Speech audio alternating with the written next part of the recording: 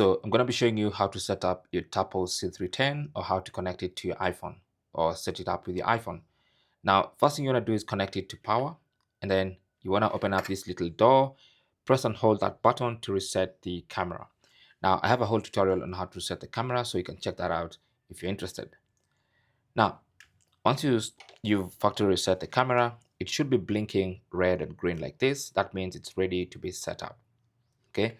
So on your iPhone, go to the Apple App Store and get this app, the Tapo app, downloaded and installed on your phone, and then go ahead and log into your Tapo account or your TP-Link account.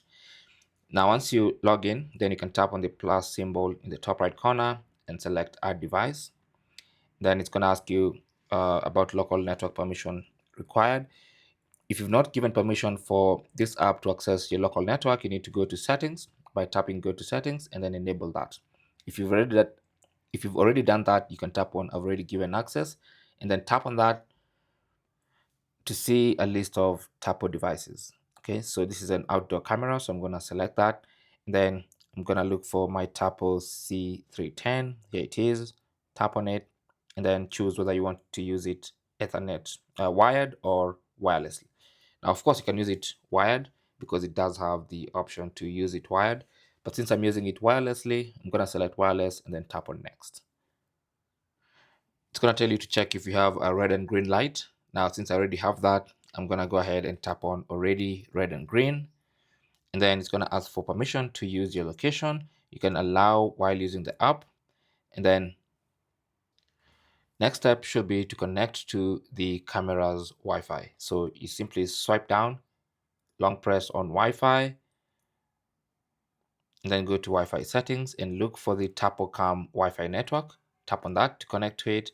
And then once you connect to that, then you can now go back and you can see Tapo is now looking for your Tapo device. So once it's detected, it's going to slide down. That animation basically means your phone has detected the camera and it's now setting up. Now you can now connect back to your Wi-Fi network. So I'm going to select my Wi-Fi network, put in my Wi-Fi password. This is now the Wi-Fi network I use in my office. And then tap on next. It says the Tapo device will connect to the following network. Go ahead and tap on next. Connecting to Wi-Fi.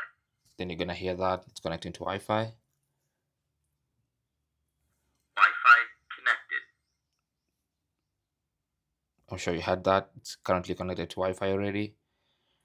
And now, once it's connected, you now start the process of customizing your device. So for instance, you have the device name, you can rename it to something else, or you can leave it like that. You can choose where you want to set it up, whether it's in the hallway, or you can go to custom and choose whether it's a living room, office, study room. It's all up to you. And then hit next. Put in a custom location. Choose an icon for your device. So I'm gonna put since it's a hallway, I'm just gonna put it like that and then tap on next.